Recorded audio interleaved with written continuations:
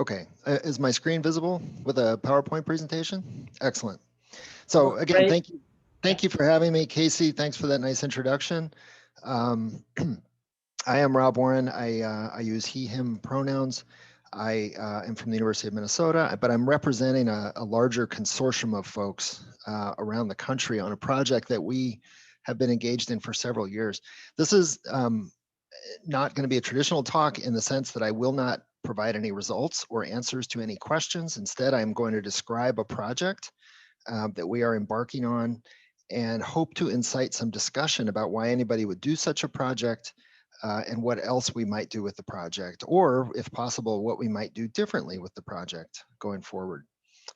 Mostly, I think, though, I want you to know about it, and I want you to know that these data exist and potentially use them down the road if your research spirit strikes you. I would welcome questions throughout. I'll try to stop at some point and ask if there are questions. But if you need to know something or want to discuss something, just shout it out or do what Josh said and put it in the text. So high school and beyond. Um, this is the rate of dementia among older women by race in America in a recent year. There are large racial disparities, and I could have picked men, and I could have picked somewhat different age groups, but there are large racial disparities in rates of dementia in the United States. There are also large educational disparities in rates of dementia. The project that I'm going to talk about is fundamentally designed to understand why this happens. And it's, I guess the overarching questions are two. One is how, not race, but structural racism gets into people's bodies and leads to dementia. And a related question is how early life disadvantages get into people's bodies and lead to dementia. I'm going to focus on dementia, but if you care to, you could substitute many other chronic conditions in late life, and we can talk about what the data would support analyses of. But I'm gonna focus on dementia for a couple of reasons. So those are the driving questions. How do early life disadvantages and structural racism get into your body and lead to dementia down the road? This is how many epidemiologists would approach answering this question. They would, you could call this a DAG. Back in the day, I called it a path diagram. But it's sort of conceptually showing the horizontal axis is time, cognitive impairment is in later life. From an epidemiological point of view, often the perspective is that race and genetic risks are ascribed at birth. You're just born that way. Educational attainment happens relatively early in life. And if you want to understand how education or race impact cognitive impairment, you need data like this. Um, you also, of course, would want to think about how genetic risks modify the effects of education and vice versa. That's sort of a traditional epidemiological approach. The good thing about this from a data point of view, if you're an epidemiologist, is that you can get all that stuff retrospectively. You can ask people late in life what their race is, and you can ask them how far they went in school. And so you don't need life course long cohort data. I'm a sociologist, though, and I think most social scientists would come at this a little bit differently. Sorry, a follow-up point from an epidemiological point of view. With that sort of framework in mind, the place to intervene in this relationship or set of relationships, if you want to prevent cognitive decline, if you want to, lower rates of dementia, or if you want to reduce disparities in dementia, the place to intervene is really late in life. You need better drugs, or you need better therapies, or you need better treatment, or you need to have older people have more cognitively stimulating jobs to stave off dementia. The interventions are late in life. From a sociological point of view, first of all, we wouldn't think in terms of race as an ascribed category. We would think more in terms of structural racism and opportunity structures and inequality and public policy and childhood conditions.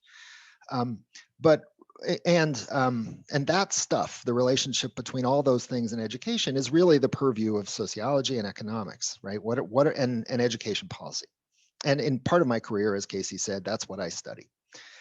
That's what I bring to the table, I guess, intellectually.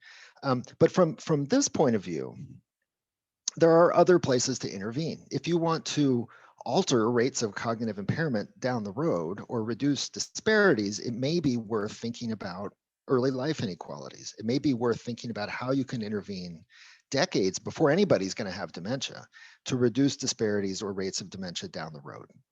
Um, this is an unproven sort of set of ideas, in part, as I will explain, because there have been little data that would allow you to test these ideas. From this perspective, you still need to think about how genetic risks and even early life social factors intersect. And of course, even if you take this more sociological or social science or economics perspective, you can't get away from thinking about biology. You need to think about the biological pathways that underlie all these effects, and you need to think about the role of genes. A problem with studying this is data. Sociology, education, economics, and related fields have wonderful cohort studies that, particularly in education, follow people from early on, sometimes birth, and generally follow them through midlife. And they have wonderful information about early life and about education, and maybe middle adulthood.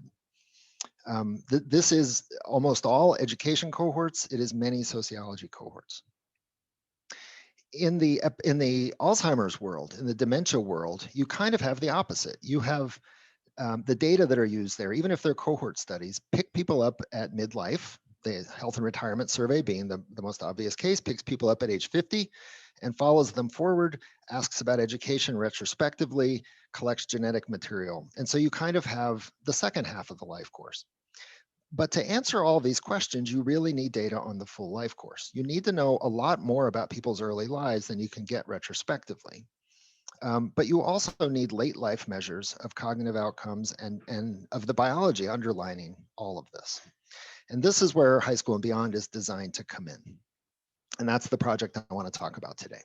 High School and Beyond, for those of you who are not in sociology, was originated by James Coleman at the University of Chicago in the late 1970s. It began as a study of a randomly selected 60,000 American high school seniors and sophomores in 1980. So a randomly selected 1,000 high schools in America were picked, and from within those high schools, about 60 people, 30 sophomores and 30 seniors, were randomly selected, 1980. So here I show you the year and the age for you to follow along. They were re-interviewed every 2 years. Actually, a randomly selected almost 30,000 were followed forward in a cohort study through 1986. So this is a nationally representative sample, but there were actually probabilistic oversamples of racial and ethnic minorities and of certain other groups. And of course, the design is clustered within schools. We know everything, a little bit of hyperbole here, but we know essentially everything about these people's early lives and about their educational opportunities, experiences, and performance. There are interviews with the students, of course, every 2 years. There are extensive cognitive tests. There are interviews with parents and teachers and school administrators. There have been linkages to transcripts, both high school and college. We know a lot about these folks through early adulthood. The sophomores were followed up again in 1992 to see how their lives were turning out. Response rates to High School and Beyond have been extraordinary, upwards of 85% through 1992.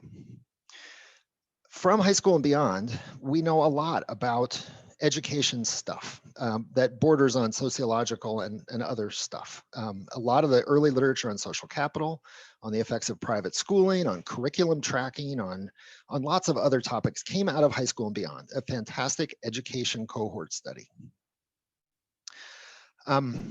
Right now, well, until a few years ago, High School and Beyond was led by these three folks. Yeah? Go ahead. The kind of dementia tests you give to the older person, are those also similar tests given throughout the whole life course, or does it change the mode of, does it change? The cognitive tests that we'll be giving, have been given and will be given in the next year are more state of the art, but there are tests of the senior, remember there's sophomores and seniors in High School and Beyond. The seniors were given conceptually very similar tests in 1982. So yes, that's right. However,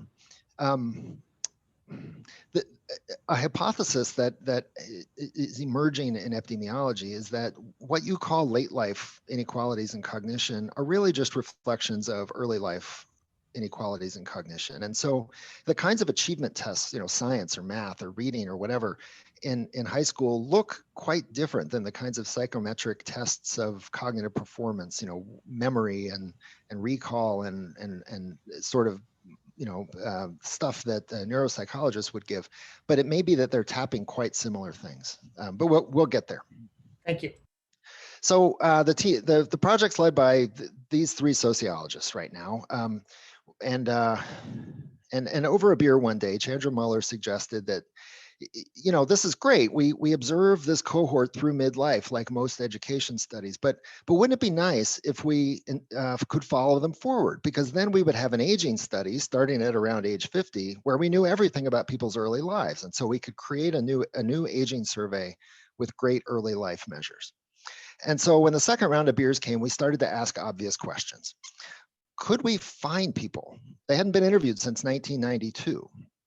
Would they respond after 20 years of not being in the study? And who the heck's going to pay for all this?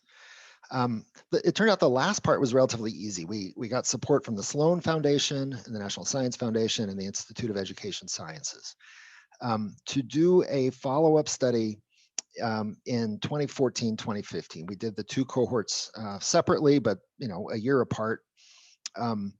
And when they were in their mid 50s, and we were able to find people. It turns out no one has privacy anymore in the digital age, and it's fairly, if you know people's name, address, social security number, and the name of their loved ones, you're going to find them. So we found about 90% of the cohort and got about 2/3 of them to respond to a fairly short survey about work, family, health, schooling in 2014, 2015.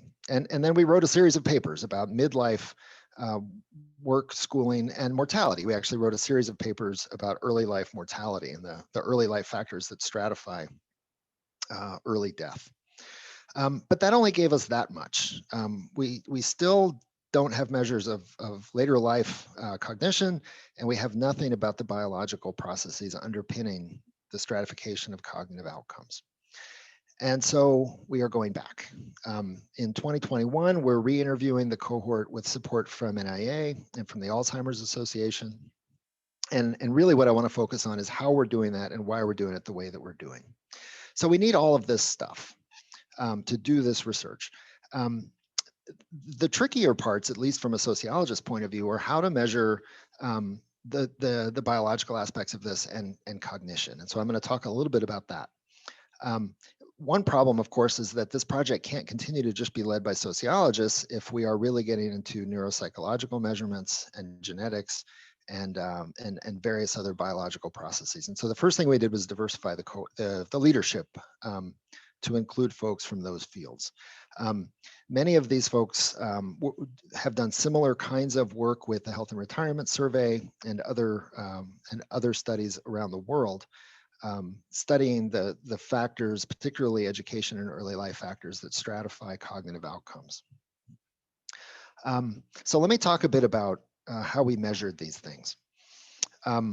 First of all, what biological processes shape the risk of dementia later on, particularly that might be modified by early life, social, economic, educational circumstances.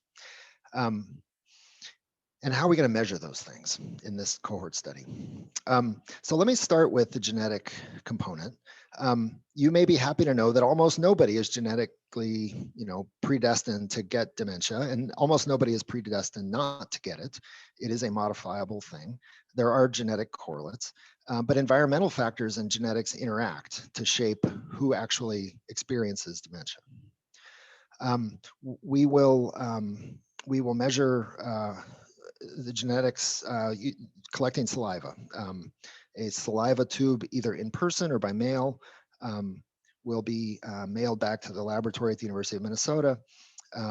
And we will do whole genome sequencing, but we'll also look at particular locations in the DNA where there are known variants that are correlated with risk of dementia.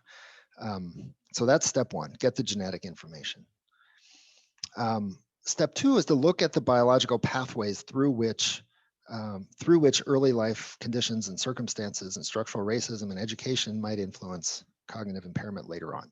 And here we're going to focus on three things. First are blood-based biomarkers of neurodegeneration.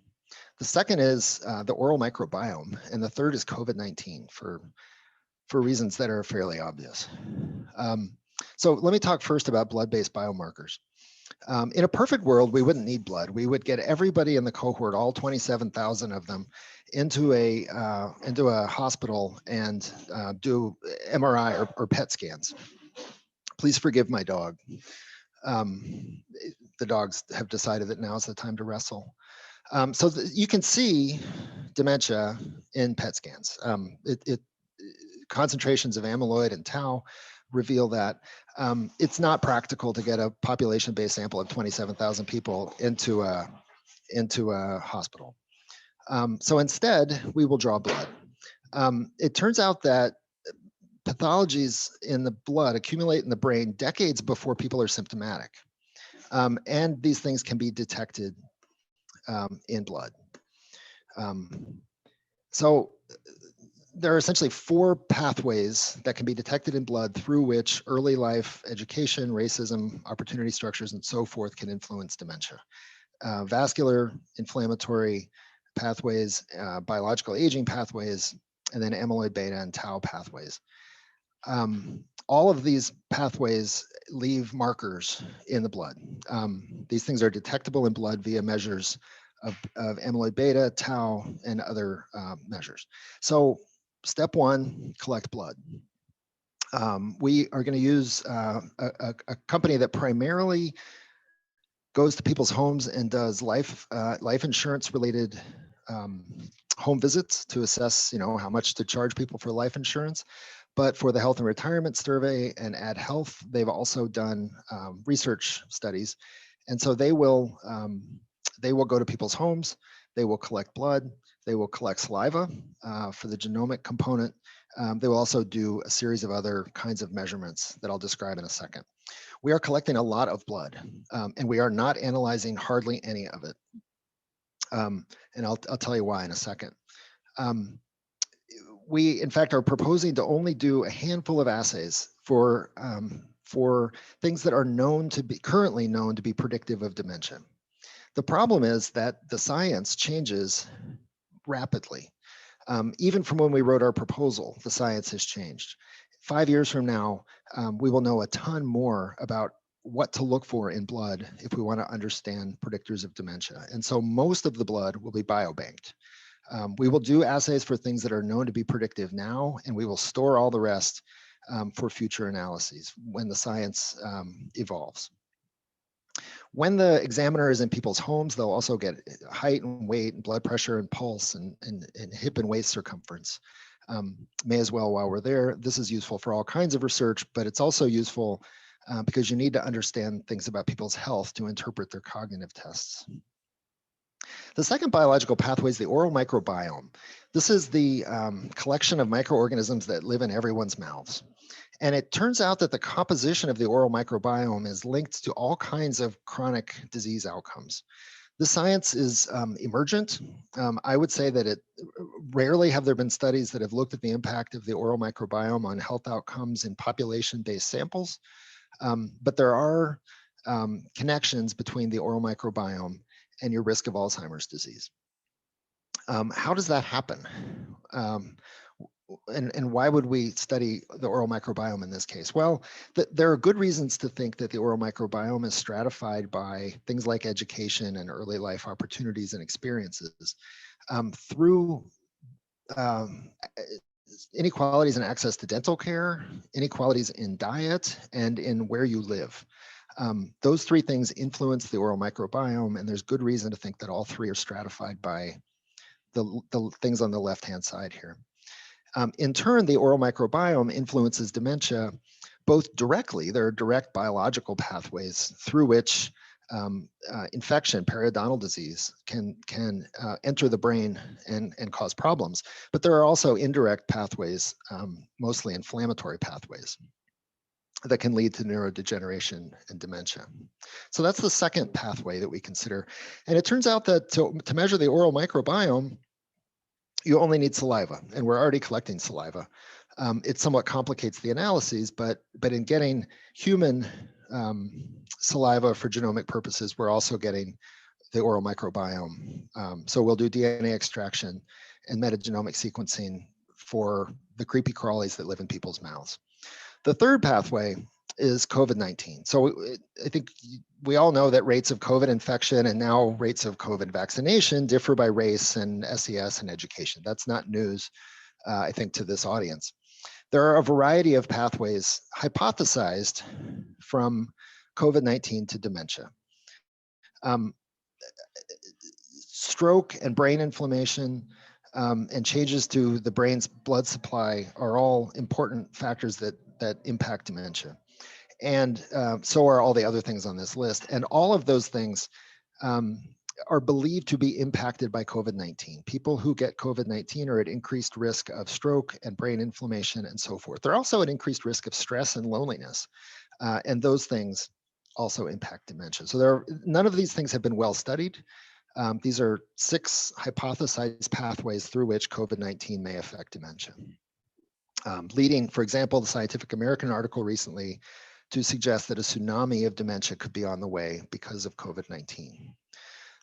So to do this work, to study this biological pathway, we're going to rely on a series of survey measures, first of all, of whether people have had COVID-19 and been tested and vaccinated, questions about the economic impacts from reduced work, about loneliness, also about science knowledge for reasons that I can talk more about later, but essentially we want to understand whether people know how to avoid disease.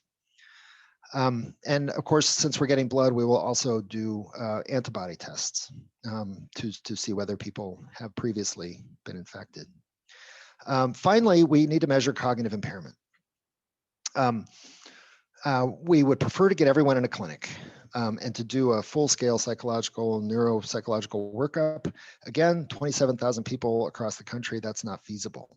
And so instead, we're relying on telephone and web-based assessments. There are fairly well-validated ways of measuring cognitive functioning and assessing cognitive impairment on the telephone through a variety of tasks that have been fielded in the HRS and other surveys, things like immediate word recall, letter fluency, in a minute, how many words can you name that start with the letter F, that kind of thing. Category fluency, name as many animals as you can in 1 minute. Forward and backward digit span, memorizing numbers and reading them back forward and backwards. Delayed recall, remember those words I asked you 10 minutes ago, can you tell me how many you remember now? And then self-reported measures of whether people are having memory and cognitive complaints. These are all well-validated ways of approximating cognitive impairment and measuring cognitive functioning. The problem, of course, is that not everybody will respond to a telephone survey. You all know that response rates to telephone surveys have declined over the years. And so we have to allow respondents some flexibility about which survey mode they use. So we have developed a series of web-based cognitive screeners. These have to work on telephones, iPads, computers, desktops, laptops. They have to work on Apples and Windows-based computers. They have to work regardless of the operating system that people are using and the browser that people are using. And that actually has turned out to be a technical challenge. The goal of the screener is not to say exactly how well people are functioning on a continuous scale from high functioning to low functioning. The goal of the screener is to say, this group of people might be impaired, and this group certainly is not. Anybody who's certainly not impaired, we're done with. We know that they're not experiencing cognitive impairment. Anybody who might be cognitively impaired, however, we then work extra hard and invest money and resources into getting them on the telephone. So people may opt to start on the telephone if they choose that mode, but anybody who takes the web screener and doesn't do great and could potentially be impaired will get pushed to the telephone to get the battery of phone-based cognitive measures. We've let me just finish one thing, and then I'll take the question. So a first step was validating the web-based screener in a cohort of people, some of whom were known to have dementia and some of whom weren't. And so we developed the screener to have high predictive validity. Go ahead. Sorry, Josh. No, but please finish your thought. This is just a general question. It's now okay? Yeah, great. So when I think about people signing up for vaccinations today, or when I think about older people in lockdown trying to get access to the internet, a lot of this is practice. Or think about my own web-based teaching. I mean, if I just did it 3 times, I can do it a 4th time. If it's my first time, I'm terrible at it. Presumably, all of the things you're interested in as background variables are going to affect people's everyday life and how much they interact with something like a web app. How do you think about that? I'm certainly not impaired. It might be me, just because I'm doing a lot of apps, even though I'm impaired. Yeah, so it might help to show you what the web screener looks like. So let me show it to you, and then we'll come back to that question. And I should say, if people are certainly not impaired, we still randomly select a subset to go to the phone for methodological reasons. But here's what the web screener looks like. There are 2 basic tests. The first is a word pair test, a verbal paired associates test. And so sample members are shown a pair of words. They're actually shown 25 pairs of words. And then later they're asked, okay, what went with the first word? What word went with officer? And in this case, of course, it was kettle. That's one task, and there's 25 of those. The other task is visual. It's very much a visual analog. Here are 2 barns, and then later on, which barn went with the highlighted barn? And these seem silly, they seem like games, but they're highly predictive of impairment.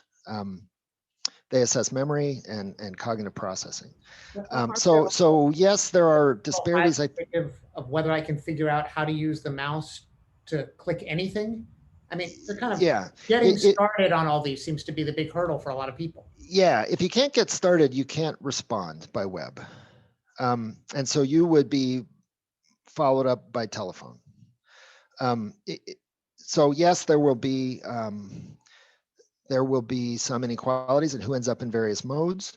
The nice thing is that we have lots and lots of data on these folks, and so we can model selection into mode and hope to do our best to adjust for that sort of thing.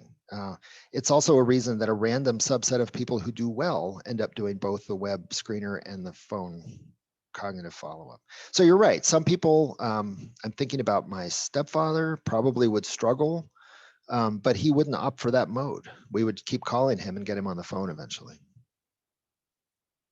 Thanks so much. Yeah, the assessment itself is quite simple. As far as apps go, it would be a very simple app. And again, you can do it on a desktop, laptop, iPad, whatever you're comfortable with. And then we also ask the same series of self-reported memory complaints as on the telephone. So that gives us all the information required to do this research. Along the way, though, we're also doing administrative record linkages that are useful for all kinds of other research, and that actually are helpful in the research that I'm describing today. So long ago, the cohort was linked to high school and college transcripts. So we know, for example, whether they took trigonometry and what grade they got and when they took it in school. We've linked to the National Death Index. We'll be doing that again shortly, so we'll be current up through 2020 or 2019. We are linking to pharmacy benefit manager records. It turns out that 80% of pharmacies of prescriptions go through one of 5 pharmacy benefit managers in the country, and we can access those with respondents' consent. And so we will know, for example, what kinds of medication they take and how much. We are in the process of linking to state cancer registry data for states that make that possible, which is the majority of them. We are in the process of linking to credit reports from Experian. We've linked to Catalyst voting records, real estate transaction records through CoreLogic. We're in the process of linking to Center for Medicare and Medicaid studies data. That's not so useful for this cohort because they haven't reached 65, but for anybody on Medicaid, it will be useful. And this summer, we're linking to high school yearbooks. There's a great deal of particularly sociological and economic research on the impact of things like social networks in adolescence, leadership roles, and then things like skin tone and attractiveness and body mass in adolescence on later life outcomes. So those are the data.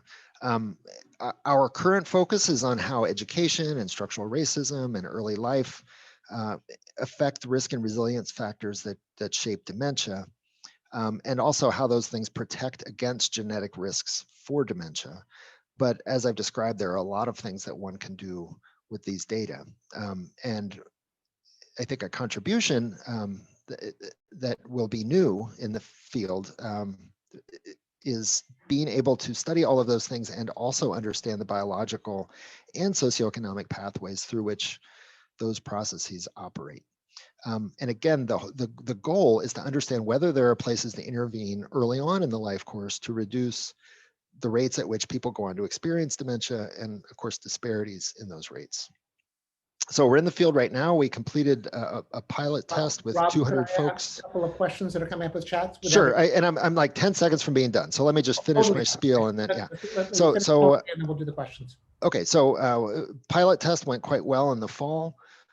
Yes, we launched a major cohort study during a pandemic and a presidential election and leading up to the holidays, and it still went well. And we go into the field full bore starting in March. That's it. That's what I got. Those are our funders who we would be dead without. Okay, so sorry. Yes, Josh.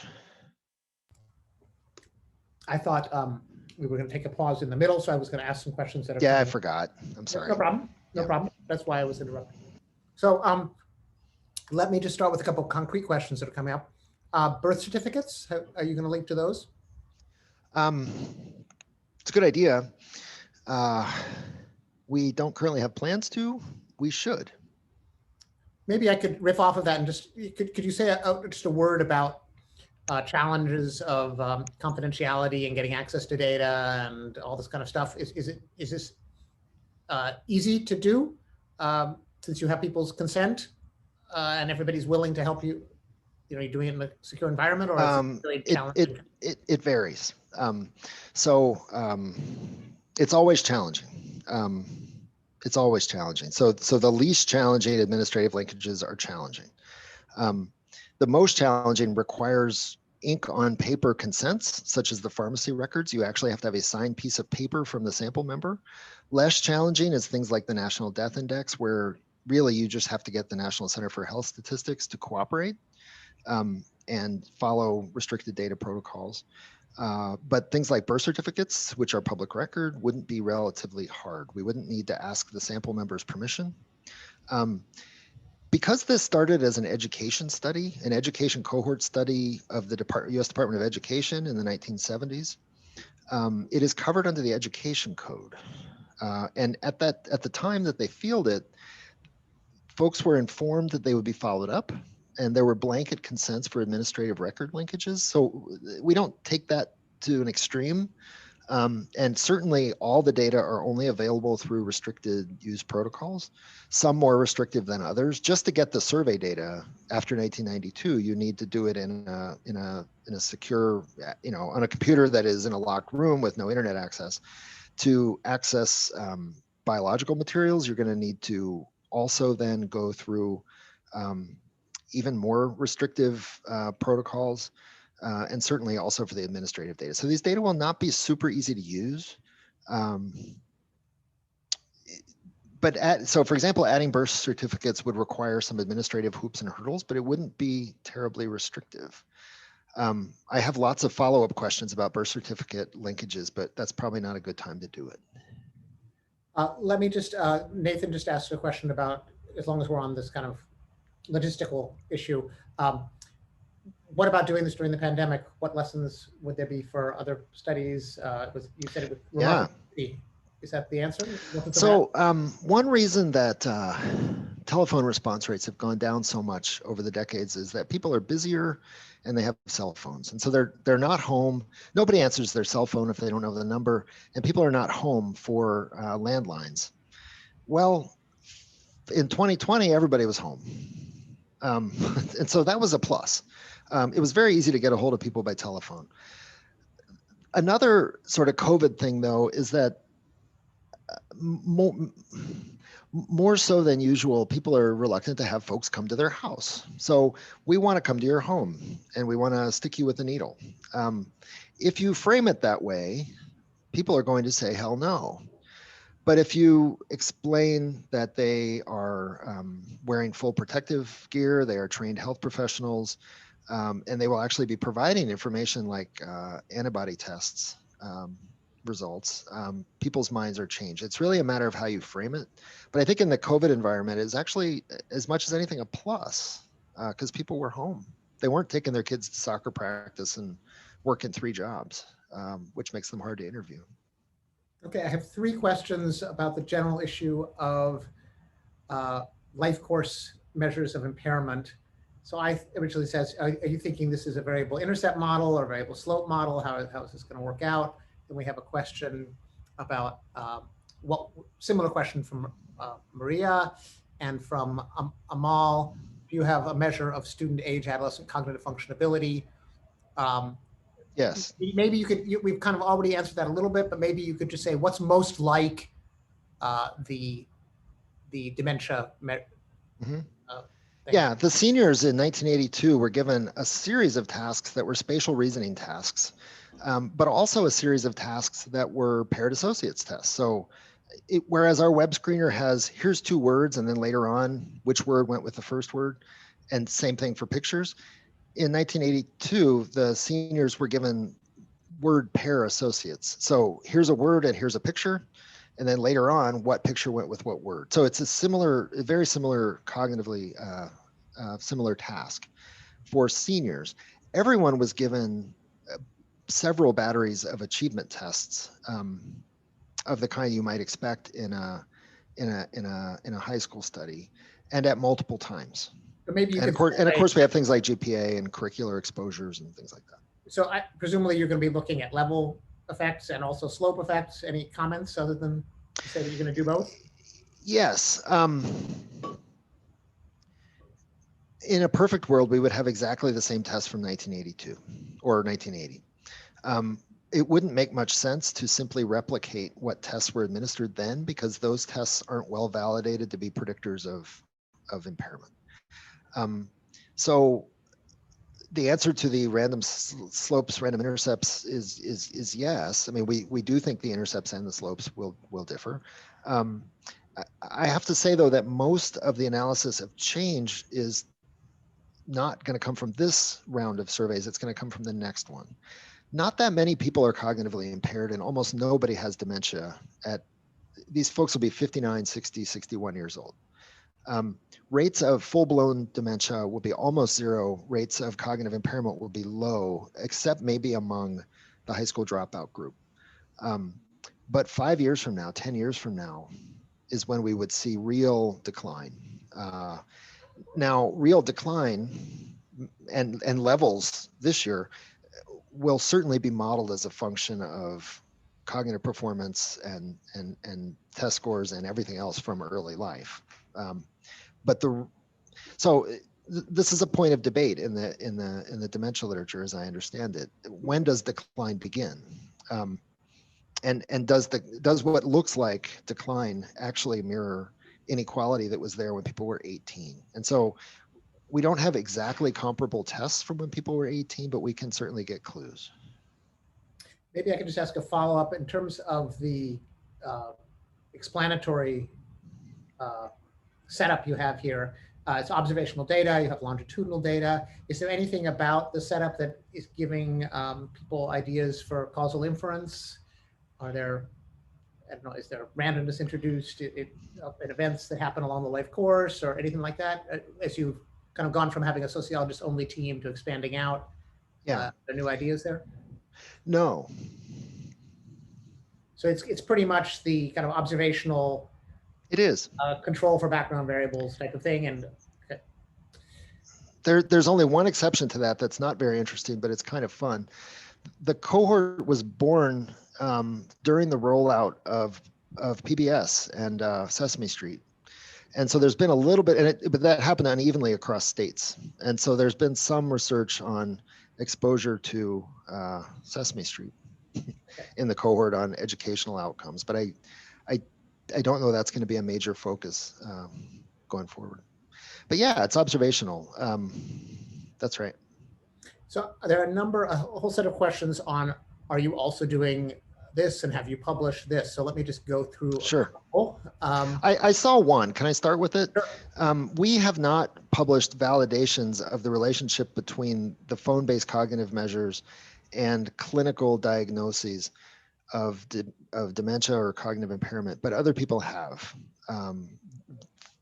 primarily using the HRS and other more narrowly focused studies, not always population-based studies, but clinic-based studies, where we know that these measures are highly predictive of, if we could get them in a clinic with a doctor, would the doctor diagnose them as being impaired? So there are published validations of these measures in the literature. So we don't need to do that. The only sort of novel thing here is the use of the web-based screeners to assess whether people are almost certainly okay or not. And that we are pursuing publication of a validation study on a cohort in New York City, or not a clinic-based sample in New York City, half of whom were known to be impaired and half were not, all of whom took the web screeners. And, so we demonstrating that we can differentiate impaired from not impaired using those web screeners.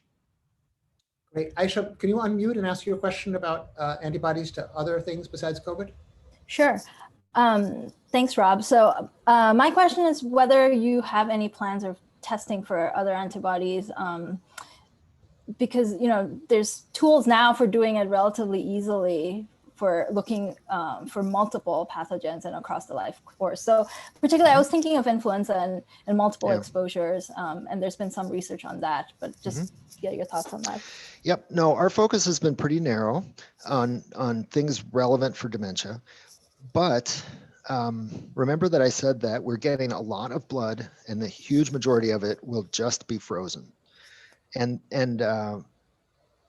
along the way, we're setting up a biobank advisory board. And the point of that board will be to field applications from scientists, perhaps like yourself, to get, there is a limit to how much blood we will have from each person, but we will field applications from people who would say, given the composition of your cohort and what you know about them, it would be really interesting to study, say, biomarkers indicating influenza history or whatever it may be. We know that there are probably many likely excellent uses of that biological material. Great, thank you. Okay, we're kind of getting towards the end of our time. There's a fair number of specific questions, so I'm going to email you this, and maybe you can get back. And we sometimes have a blog, so if you would consent, we'll just post other questions and any answers you have. Why don't we? I'm going to turn off your mute. If you have a question, just speak up, and we'll fit you in. Anybody who hasn't questions I haven't asked, who has a new question. Yeah, let me just ask quickly, what's your aspiration in terms of how long you will follow these people, assuming you get follow-on grants? Aspirationally, decades. It will be really interesting to be able to study late life change in cognition and health and also retirement and other kinds of economic outcomes. I'm more interested in health and cognition, and be able to model it as a function of everything about the early life and not have to say, gee, I wish we had measures of from childhood or educational opportunities. I have to say that I am 24/7, 365 focused on succeeding in the follow-up study that we're about to launch, because if that doesn't work, there will be no more money forthcoming from NIA to continue to do this work. So I haven't let myself think about the long-term future of the study, but but certainly we aspire to follow them long term. I will also say, some of you may know this who are in the education world, that the National Center for Education Statistics fields a cohort study like this about every decade. So there is a similar cohort study from 1972. And so we are in the beginning stages of thinking about following up that cohort as well. Strategically, it has some disadvantages. Sorry, life is happening. Your virtual mute background, which will mute out dog sounds and let you speak in front of But I will say, after high school and beyond, for younger cohorts, the U.S. Department of Education started promising people that they would never follow them up again. So we will not have younger cohorts, but we may have older cohorts. This one's in the sweet spot, though, because if you start following people too old, you miss the change, right? You want to understand before most people are symptomatic. Okay, let's, as Casey wisely said, turn off our mutes and give Rob thanks. Yeah. Thank you all. Excellent questions. Super interesting. I was worried we were going to have no results.